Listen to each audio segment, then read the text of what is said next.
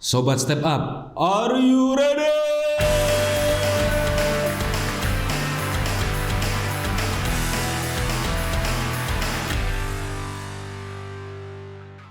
Halo Sobat Step Up, kembali lagi di podcast Step Up. Kita kali ini masih di segmen bimbingan dalam bincang, yang seperti yang kalian tahu di episode sebelumnya, kalau udah bimbang berarti aku nggak sendirian. Ya, ini ya, kita masih di studio perjuangan ini, di kota Surabaya ini yang panas ini, tapi kita bareng-bareng sama narasumber yang nggak kalah panasnya. Oh, wow. Nah ini dia Raisa. Halo. Nah, Raisa ini temanku kuliah di UNER. Dia bisa dikatakan cukup mendalami terkait apa yang mau kita bicarain hari ini, yaitu ABK. Bukan anak buah kapal, tapi anak berkebutuhan khusus, atau kita bisa bilang saat ini sering istilahnya itu disabilitas, difabel dan lain sebagainya. Nah, kalau boleh tahu nih, Raisa. Yap, Mas Adi. Sebenarnya nama aslinya Raisa atau Raiza? Oh, pakai Z. Oh, pakai Z. Iya. Berarti orang-orang yang kenal salah sebenarnya ya. Harusnya Salah. Raiza. Iya. Oke. Raiza. Raiza ini kalau boleh tahu sudah berapa lama mendalami soal ABK ini? Kalau mendalami ABK sendiri ya Mas Adi ya, itu sebenarnya baru 2022 ini, terutama di bulan Juni. Tapi kalau dari penelitian saya waktu S1 itu sudah dari 2017 sampai 2022 ini saya mendalaminya MBK, tapi Mas, mahasiswa berkebutuhan khusus. Oke. Yang khususnya disabilitas penglihatan atau tunanetra total, seperti itu. Tunanetra total. Itu berarti buat studi S2? Untuk studi S1, S2 dan beberapa penelitian jurnal saya itu banyak menggunakan subjek atau partisipan mahasiswa berkebutuhan khusus disabilitas penglihatan, seperti itu, Mas.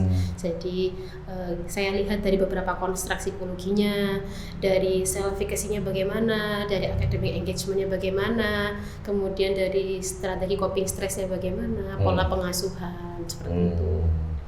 Tapi kalau selain di kampus juga ada kegiatan yang diikuti? Kalau selain di kampus, kegiatan saya untuk saat ini menjadi terapis ya di salah satu SLB di Sidoarjo. Nah, itu saya kebetulan memegang dari 7 anak autis berat, jadi membutuhkan kepatuhan ya, pelatihan kepatuhan. Itu saya mengambilnya 2 anak yang sering saya tangani seperti itu sampai sekarang ini. Oke. Kalau dari yang Mbak Raisa tahu nih terkait ABK ya, sebenarnya apa sih tantangan yang dihadapi sama teman-teman ABK ini kalau di kehidupan sehari-hari? Untuk anak ABK-nya atau untuk kita? Anak ABK-nya. Tantangan untuk anak ABK-nya sebenarnya pertama memang dari bina dirinya dia sendiri ya. Dia harus bisa untuk BAK, BAB sendiri, untuk makan, setidaknya untuk ADL, activity of daily living-nya dia sudah harus bisa. Itu kalau misalnya dia sudah sampai situ, berarti dia sudah sukses dalam menjadi ABK-nya, itu dia bisa mandiri, itu sudah alhamdulillah gitu, Mas. Nggak perlu kita untuk yang bukan yang seperti sebulan harus baca, tulis, berhitung, tidak seperti itu, karena ini adalah anak yang sangat brilian menurut saya. Jadi mereka pasti punya potensi yang lebih dari baca, tulis, berhitung tadi menurut saya sebagai terapis ABK. Potensi yang lebih itu yang seperti apa?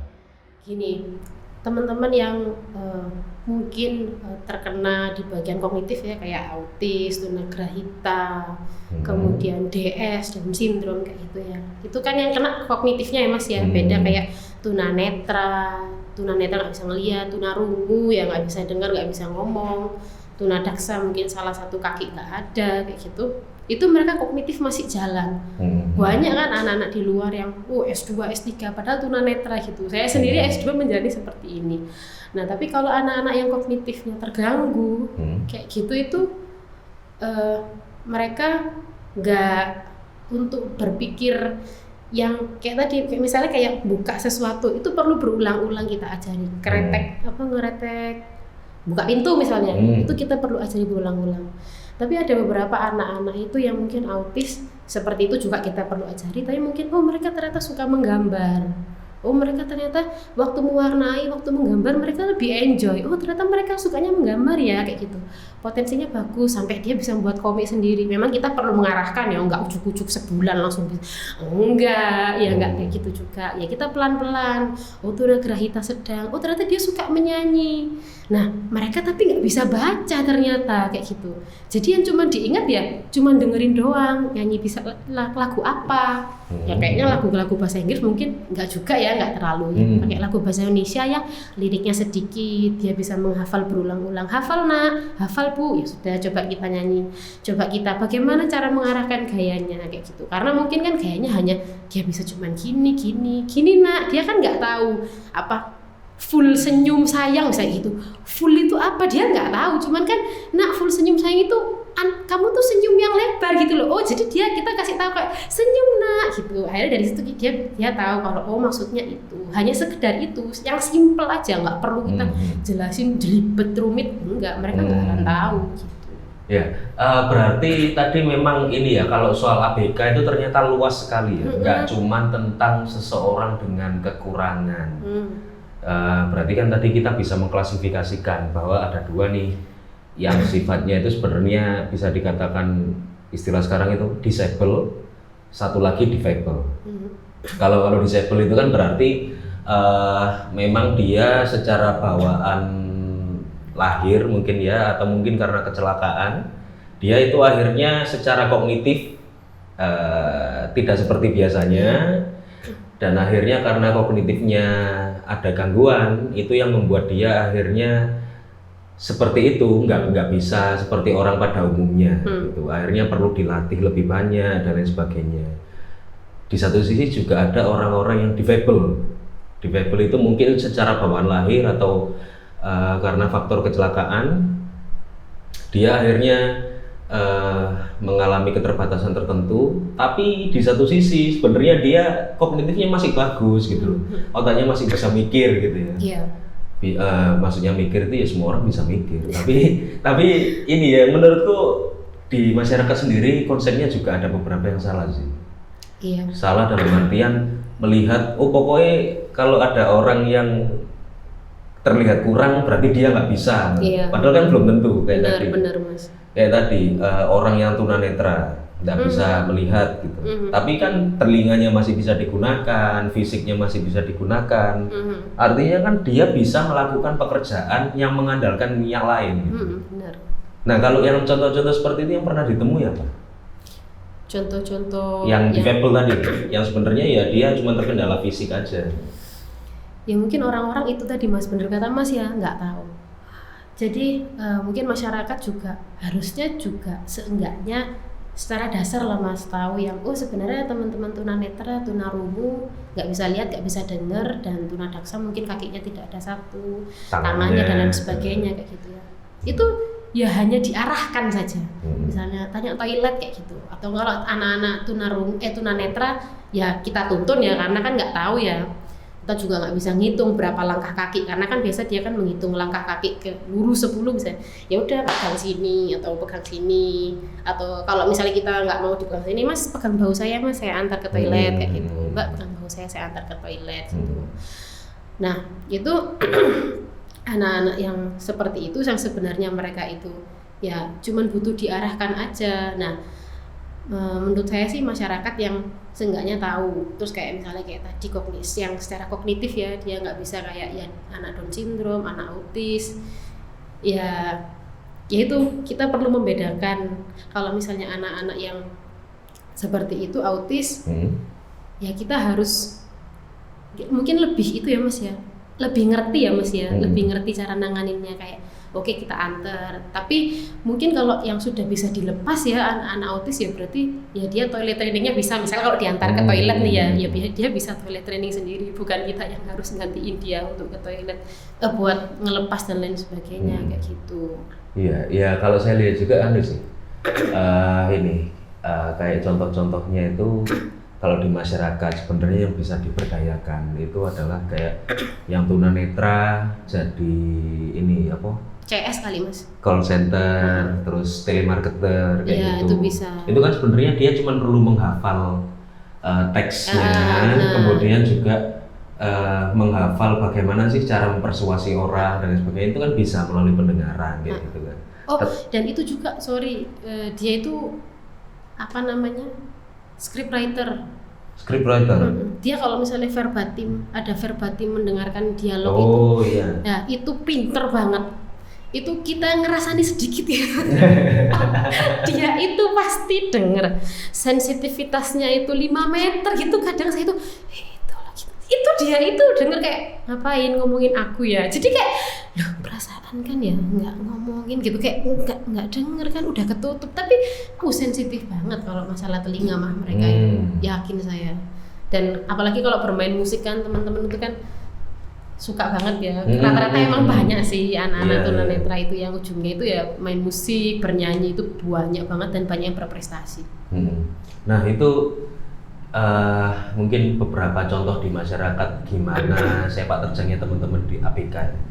Nah kalau yang dari Raisa Lami sendiri nih, kalau dari sisi orang tuanya terhadap anak ABK itu gimana? Ada hal khusus gak yang pernah ditahu? Ini kalau orang tua ya Mas, kadang saya ngapunten dulu sebelum mulai ngomong, karena saya kan juga belum punya anak ya, jadi nggak tahu kalau misalnya apa yang saya rasakan dan orang tua rasakan itu berbeda. Tapi saya yakin orang tua yang punya putra-putri ABK itu sangat luar biasa, udah tiketnya itu surga. Jadi kita yang bertemu putra-putri jenengan selama 2-4 jam lah ya, sampai dari jam 8 sampai jam 1 itu nggak ada tandingannya sama bapak ibu yang ketemu sisanya itu berapa ribu jam sama anaknya, nggak ada tandingannya.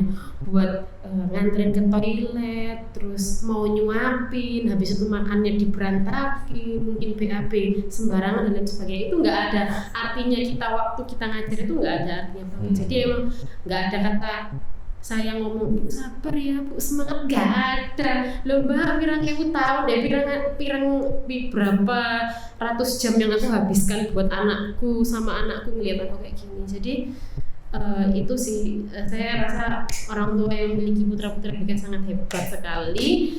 Dan mungkin kadang sih saya gini kalau ke ibu-ibu itu, kalau saya pas di sekolah sih ya, jadi kalau misalnya sambat gitu, mesti ya sering lah ibu-ibu tuh kadang, ya Mbak nggak bisa gini Mbak gini, bis Bu dikit surga, bis Bu gitu.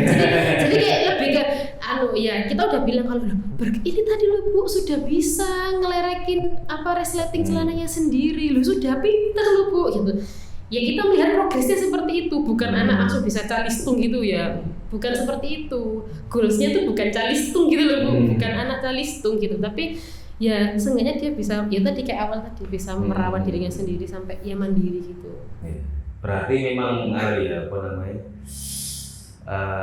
orang tua dari anak ABK pun itu ya kurang lebih sama seperti kita, tetap butuh mendapat entah itu seminar atau pengetahuan bahwa pada dasarnya anak-anak ABK itu goalsnya pasti berbeda dari anak-anak yang tidak ABK. Karena yang aku tahu ya terkait ABK, kalau anak-anak ABK itu targetnya itu adalah bisa bertanggung jawab sama dirinya sendiri. Jangankan disuruh baca tulis hitung gitu, untuk sebatas ganti baju gitu aja bingung kan kadang. Terus kadang disuruh untuk ke toilet sendiri, toilet training itu kan juga berat juga kan untuk anak itu lah. Jadi gitu seperti Pak, beda ya target atau tuntutan perkembangan bagi seorang anak ABK dengan yang non ABK itu pasti beda. Anak ABK itu jangan diminta untuk juara olimpiade, jangan diminta untuk ikut Putri Indonesia, jangan. Target mereka itu adalah supaya mereka bisa dalam tanda kutip normal gitu. Normal dalam artian ya bertanggung jawab sama dirinya sendiri, dia bisa ke toilet sendiri, dia bisa makan, dia kalau ada apa-apa itu bisa ngomong dengan benar. Itu aja kayaknya perlu lama ya. Wah, gimana pengalamannya ngajar gimana? Kita bisa jadi satu program itu mungkin tahu loh Mas ya, buat dia bisa semua gitu. Tapi yang kita nggak bisa maksain program ya Mas. Jadi kan memang Kalau di sekolah tempat terapis itu kita pasti ngasih program, kita kasih buku apa mas, buku penghubung ya. Buku penghubung kita tulis hari ini dia bisa apa, dibimbing apa enggak. Ya kita juga punya ya kayak bukan apa ya, kayak tolak ukurnya lah. Oh kalau misalnya sekali tanpa arahan berarti dia bisa mandiri kan. Tapi kalau sekali dengan arahan berarti masih dibimbing. Jadi ayo dikeluarkan dulu baloknya, balok merahnya dikeluarkan ya mas gitu. Dia keluarkan, oh dia tahu balok merah, oh berarti sudah tahu gitu kan. Terus masukkan lagi balok hijau, lah dia salah, balok biru gitu. Ayo yang hijau yang mana, keliru lagi warna kuning. Nah kita arahkan, berarti masih dibimbing kayak gitu. Nah setiap harinya kan pasti beda-beda mas ya, namanya anak juga moodnya kan pasti beda-beda. Terutama juga anak-anak autis itu juga berpengaruh dari makanannya. Kalau sudah makanannya itu wah, sudah luar biasa molak-malik dalam kelas ya kan. Nah itu kerasa banget, makanan, dia kurang tidur, tidurnya subuh-subuh, jam 8 udah ke sekolah ya, mulailah di sekolah. Saya kadang kasihan sih kalau misalnya jam berapa ini bu tidurnya, jam 5 bu gitu. Ya jam 8 masuk kelas, ini kayaknya nggak bisa ngapa-ngapain. Tapi ya kita tetap ayo belajar ya ke kursi. Untuk belajar ke kursi aja butuh waktu 2 jam ya, apa yang mau diajari kayak gitu. Nah jadi kayak gitu itu juga penting menurut saya buat ibu-ibu juga kalau misalnya ya punya anak dengan autisme ADHD itu emang perlu dietnya itu emang banget sih mas. Kita aja yang seperti ini yang non ABK kalau sudah sugar rush itu kan kayak gitu. Iya. Apalagi teman-teman ini karena yang kalau setahu ya kalau yang udah sifatnya kognitif. Gini aja kita klasifikasi dulu. Okay. Kalau yang ABK-nya termasuk kognitif itu apa aja? Jadi ya autis kan ya? Autis. ADHD. Down syndrome. Tunagrahita. Cerebral palsy. Apa lagi mas? Asperger. Iya Asperger. Terus hiperaktif itu kan juga. Iya. Meskipun itu tercakup dari ADHD, tapi kan dia beda sendiri. Ada juga punya lagi. Terus ini apa? Yang emosi itu apa namanya? Apa itu? Tunalaras. Ya, jadi dia kesulitan untuk mengatur emosinya. Berbeda dengan bipolar kan? Beda. Kalau bipolar itu swing mood yang berganti-ganti cepat. Kalau ini tuh memang dia kesulitan untuk mengatur atau bahkan mengekspresikan emosinya secara benar. Bisa tiba-tiba lari, mukul temennya, marah-marah. Seperti itu kan kadang tunalaras gitu. Iya. Nah itu tadi yang kognitif. Ada 8 ya. Apa ya?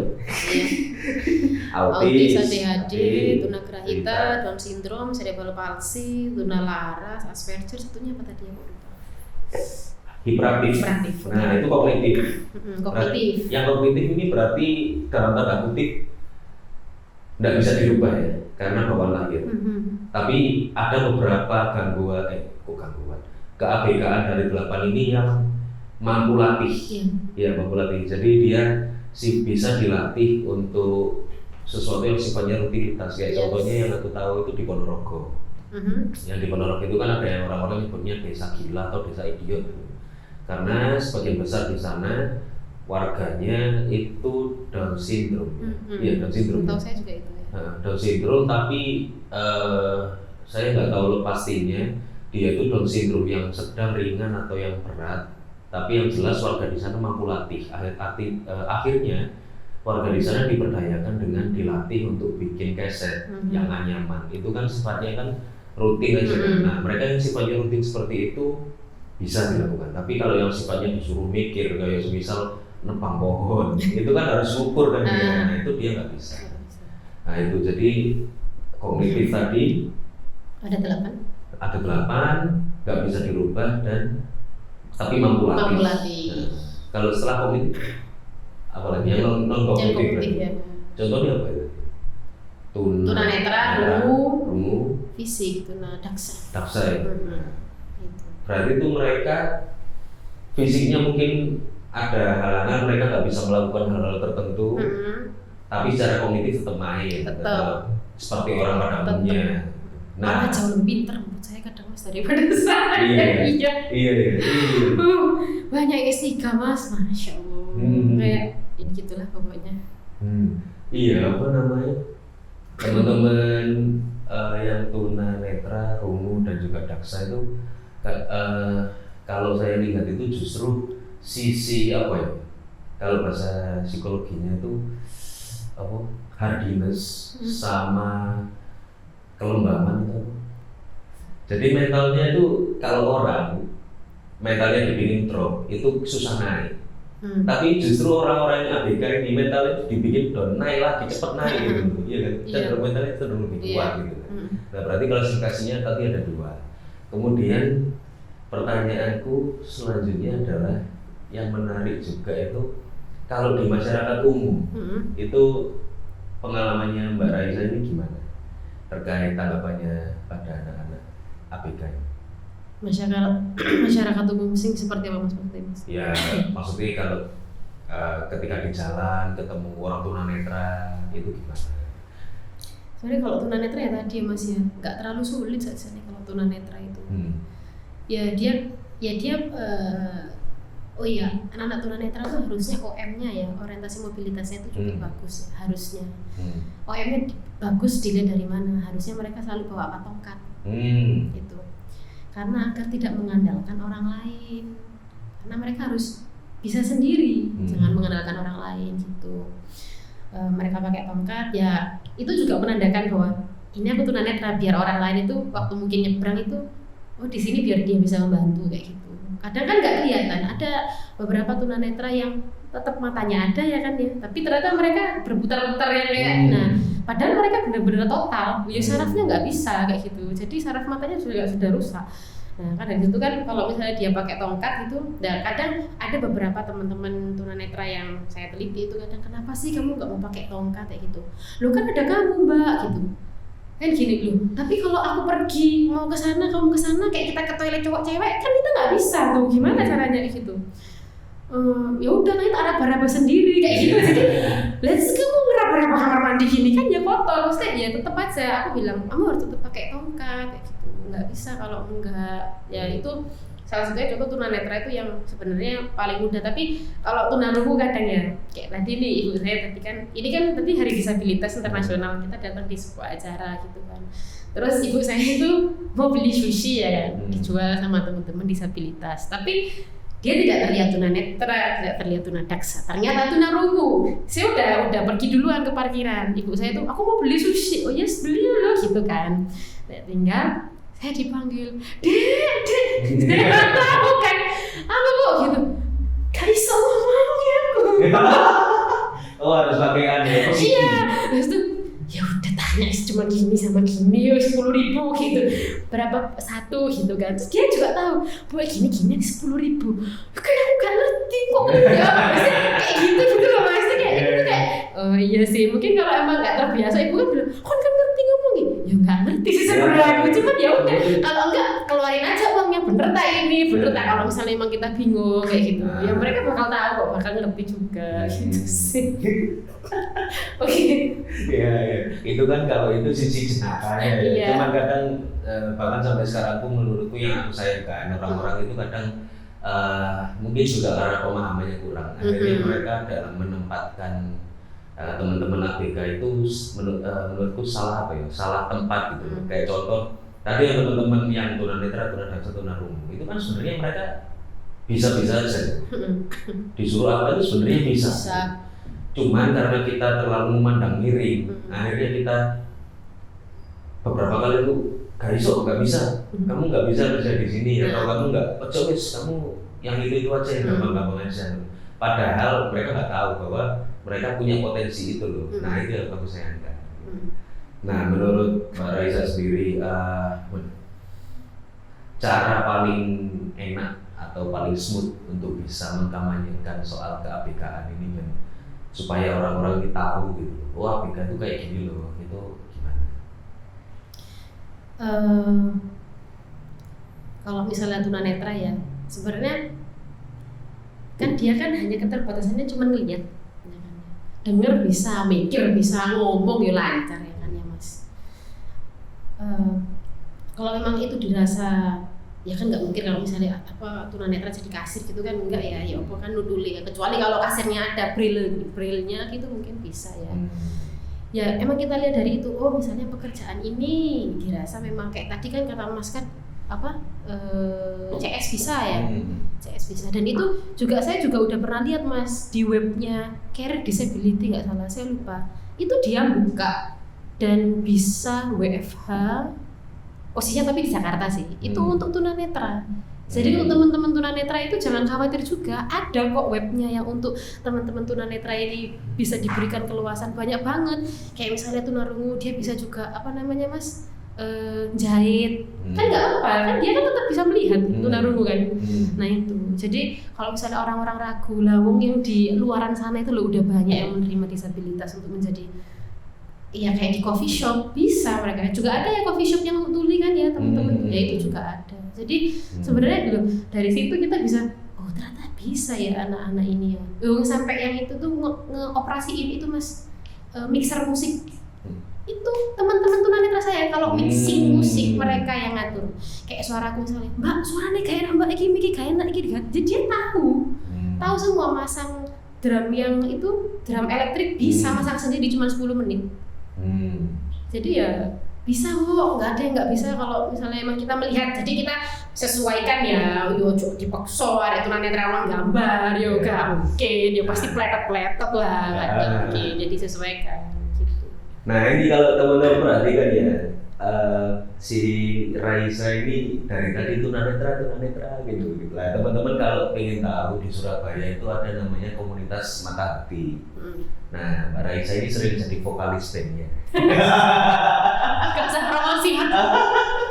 Ya itu, ini memang dari 2017 Mbak Raisa ini mendalami disabilitas, utamanya di tunanetra untuk skripsi termasuk untuk tesisnya di S2 ini juga ya. Jadi akhirnya bisa dekat dan akhirnya tahu soal ketunanetraan itu cukup dalam gitu. Nah itu kegiatannya apa aja Mbak biasanya kalau dengan teman-teman komunitas mata hati? Kalau di komunitas itu saya sih pertama itu relawan Mas relawan kan, volunteer dulu. Ya Desember tahun lalu itu saya kan memang ngambil tesisnya 2021, kemudian saya butuh data ya kan, butuh data otomatis lah biasa lah kita serepet komunitas kan ya, nggak mungkin nggak kan. Nah di situ serepet komunitas, lah saya itu disuruh nyanyi waktu itu di Hari Disabilitas Internasional tahun lalu. Itu udah kurang 2 minggu banget kayak loh kok udah ada sih gitu, kayak aduh kena prank aku anak-anak aja kayak gitu. Anak-anak udah kenal saya lama kan, tapi saya nggak pernah masuk komunitas itu. Setelah masuk komunitas itu ya ternyata memang saya lebih seneng karena relasi masuk komunitas di situ tuh banyak banget, linknya tuh banyak banget kayak kita kenalan ke IVI Prancis ya, terus Wisma Jerman, terus kita kemana macam-macam Mas. Jadi kayak kenalan ke sesama komunitas yang lain, kayak kemarin layak nggak salah Low Vision sama terus habis itu LKP Ceria. Jadi di situ kita juga banyak belajar. Terus yang kemarin saya itu juga ikut entrepreneurship-nya, jadi ada, saya lupa CSR-nya yang mana ya, saya lupa antara ya A dan B lah ya, saya nggak nyebutin perusahaannya.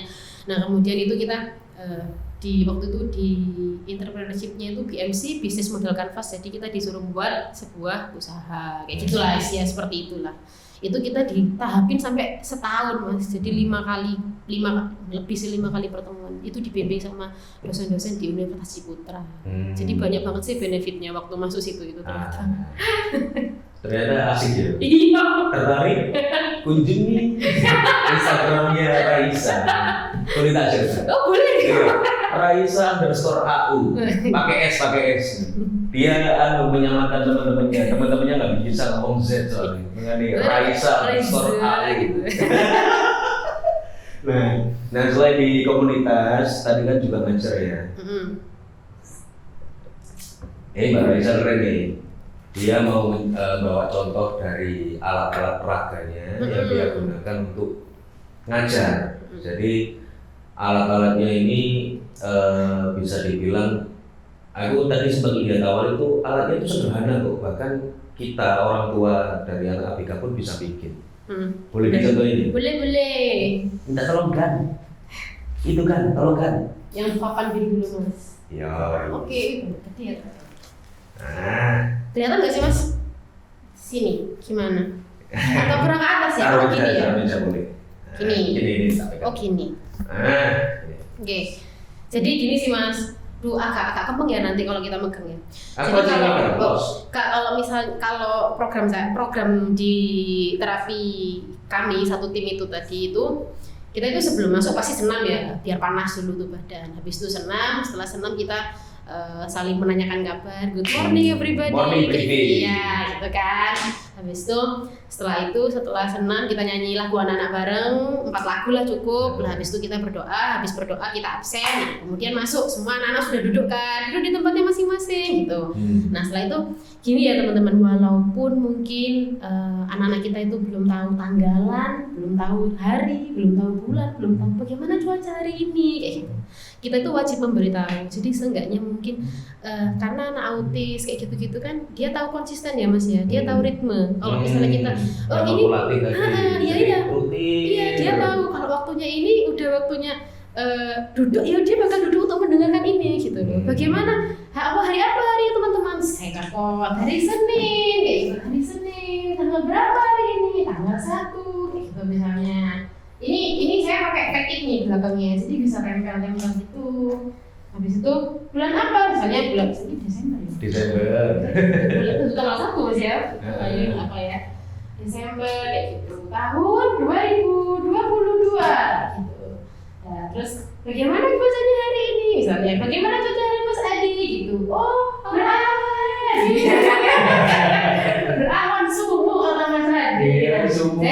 Dari sini habis itu kita taruh ya kan. Terus itu Mas minta tolong satunya. Kita tanya perasaannya hari ini bagaimana teman-teman. Iya, boleh. Jadi itu yang ngambil seperti itu gurunya. Tapi tetap memancing ya. Jadi kan satu guru satu murid toh. Nah, sebelahnya itu gurunya itu juga sambil hari apa hari ini gitu.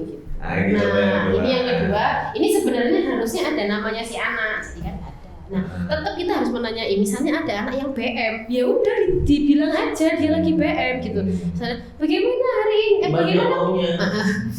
Bagaimana perasaan Mas Adi hari ini? Misalnya, marah kenapa Mas Adi? Jadi kan nangis toh, sing mukul meja. Tapi ya kita tetap gurunya, ayo kita mau belajar kayak gitu. Kita mau main hari ini. Jadi tetap ditulis juga sih Mas Adi, atau si A, si B tetap ditempelin di situ. Pakai gitu tadi. Berarti kalau ini lebih condong ke arah komunikasinya. Jadi tetap diajak ngomong aja walaupun dia belum bisa balas omongan ya, tapi tetap kita harus ngajak ngomong sih Mas. Kalau selain komunikasi ada juga alatnya. Alatnya ada. Nah, boleh ya? Boleh. Ambil aja satu box. Wih, satu box. Oke. Sini taruh sini. Taruh sini. Ini kayak studi kotak sulap ya. Iya, studi perjuangan. Oke, jadi kalau di sini itu tuh sebenarnya mainan-mainan simple ya, ibu-ibu, bapak-bapak. Kayak gini ya Mas ya. Nah, ini tuh kita cuma buat. Ini cuma flanel, dalamnya ini sama kayak tadi alpha board. Itu tadi namanya alpha board ya kan. Habis itu, nah ini tuh kita kayak merangkai rantai. Ini teman-teman kayak gini nih. Untuk anak-anak ini kadang kesulitan buat menempel ini kan Mas. Kalau orang-orang nggak tahu ini tuh kretekan. Kalau itu konten tulisannya velcro. Ya, benar. Habis itu ini tinggal digunting aja, kita ukur berapa senti. Nah ini pasti pertama dicopot-copot dulu, nanti dimasukkan. Udah kayak gitu. Jadi berarti ini lebih ke kinestetik juga. Benar. Masukkan biar nggak hilang. Habis itu ini bulan sabit. Dilepas bulan sabitnya, ditempelkan kembali terus berarti memang sebatas nempel lepas. Iya, itu aja dia asal. Ayo, bukan di situ tempatnya, di mana tempatnya? Nah, di situ ini asik ya. Nah, ini kan kayak nali kan, dia kan kayak, ayo kita pasang dulu ularnya, di mana ularnya? Nah, ini yang sebenarnya ini agak lumayan sulit sih kalau dibuat. Jadi kan kita perlu mengarahkan kayak gini. Nah, biar itu selang-seling. Iya, biar selang-seling. Terus kalau ini resleting ini juga itu Mas, ini masih belum jadi. Resleting ini karena kan, kalau resleting celana, rok belakang, ini perlu kekuatan juga loh buat gini. Betul, kinesetiknya Iya, memori ototnya itu harus bener dibangun. banget. Jadi kayak tutup resletingnya, buka resletingnya gimana? Oh, habis itu yang model seperti ini kan beda. Ada yang agak alot, ayo diteruskan dulu biar dia berusaha, ditutup lagi gitu. Terus apa ya? Udah sih kalau yang lain sih mungkin sebenarnya itu sih nggak perlu mahal sih Mas Adi ya. Terus kalau misalnya teman-teman ibu-ibu juga ada kayak itu loh Mas, biji apa Mas? Apa? Biji kedelai ya? Ah. Biji kedelai apa itu kan? Itu juga bisa dijemput satu-satu. Mungkin kan Oh, anak-anak nggak berhitung sabar. atau apa? Walaupun nggak berhitung, cuman gini toh itu nggak bisa Oh, melatih ininya apa ya? soft skill, Bukan apa ya? Apa namanya? kesadaran. Bukan. Saya jadi kurang sabar ya Mas.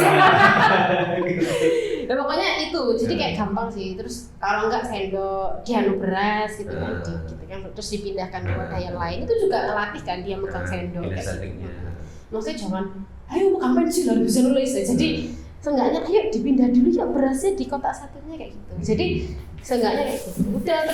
Udah sih kayak gini kan pasti mainan gini banyak ya di toko orang gitu pasti banyak di toko manapun ya kayak gini. Tapi kalau misalnya kayak gini ya ini kalau misalnya mengajar untuk anak-anak ABK itu kalau ngeluarin jangan semua gini pusing dia ngeliatnya. Wes gak mood aja pakai banget itu opo gitu pasti dia nggak. Jadi kita keluarin semua dulu satu-satu. Kita keluarin satu dulu warna. Satu warna. Ayo merahnya dimasukkan di yang pertama ya. Ini kita sembunyikan dulu semuanya. Selesai, hore good job. Kita mengeluarkan yang biru. Ayo silakan yang biru ditaruh di tiang kedua ya. Udah selesai, hore good job gitu sampai terakhir. Jadi nggak usah keluarin semua, pusing pasti anaknya. Terus ini bersikap. Nah ini kayak gini nih. Iya. Ya kalau dia kamar mandi dia nggak tahu kunci, belakang dibuka. Iya. Kamar mandi kalau ya tapi ya kalau misalnya dia udah tahu ya, dia tahu malu dan lain sebagainya ya. Ini terus ini kayak buka gini. Ini kalau anak itu kayak ayo pakai dua tangannya diputar. Jadi kan dia belajar gini diputar. Kadang gini ada yang jijik pegang sebelah. Ada kayak kok ini sih bentuknya gitu. Ada yang kayak nggak mau kok ini kering-kering gini sih. Terus ya ini juga Lampu pelan. ini juga kadang ya diginikan sama anak. Ini sebenarnya rantai kayak tadi loh Mas, tapi kecil. Udah sih kayak gitu. Oke. Udah Banyak sekali ya. itu. Ini kurang lebih sih kalau menterapi ini sama apa namanya senam dan lain sebagainya lengkap itu kurang lebih 2 jam butuh waktunya. Gitu sih. Sama harus juga tetap kalau memang belum bisa IP sendiri, PAK sendiri ya toilet trainingnya harus tetap ya karena pampers mahal Bu. Jadi lebih baik dibelikan sayur-sayuran yang memang baik buat anak-anak daripada beli pampers loh Mas. 1.500 Mas. Ya Allah, bisa sampai ya jangan saya besar lah kalau bisa ya umur 5, 7 lah pakai pampers. Berarti memang dunia ABK ini berwarna sekali dan juga ya semoga dengan podcast ini nanti orang-orang yang nonton juga terlihat bahwa teman-teman ABK itu tidak seremeh itu. Iya. Mungkin Raisa ada kalimat penutup buat teman-teman itu atau buat orang-orang yang mungkin belum terlalu memahami ABK atau salah mengartikan gitu. Apa ya Mas ya? ABK itu gimana ya Mas ya? Aku kok nggak bisa membuat kalimat yang bagus sih Mas. Maksudnya kayak saya kalau ngomong ABK kudu nangis pertama ya, tapi sekarang udah nangis ya. Kasihan soalnya. Iya, pertama tuh lebih kasihan, tapi ternyata waktu sudah tahu ya ternyata mereka bisa kok. Bisa gitu. Strong kok malah kadang lebih strong. Tetap aku nggak mau tetap semangat, nggak suka kalimat tetap semangat karena tetap nikmati hari-harinya ya. Karena kalian tidak seremeh yang orang kira. Gitu ya. Oke. Boleh lah, boleh. Thank you ya Raisa. Iya, Semoga sama-sama. kedepannya kita tetap bisa collab, kita tetap bisa saling diskusi, kita bisa main, kita bisa. Oh iya Raisa ini nggak jadi wis. Kalian kepoin aja di Instagramnya Raisa _ dan jangan lupa kepoin juga Instagram kita Step Up. Apa ya? Step up tanda seru event gitu aja. Dan juga kalian boleh share pengalaman kalian atau pandangan kalian terkait keABK-an. Kalian juga boleh share pengalaman kalian ngelihat teman-teman kalian ABK itu, oh ternyata mereka keren ya. Kita saling share, kita saling berbagi, dan jangan lupa like, share, komen, subscribe terutama. Sampai ketemu di episode selanjutnya. Stay tune di Step Up. Upgrade your mind, upgrade yourself with Step Up. Wih, berhasil. Bye.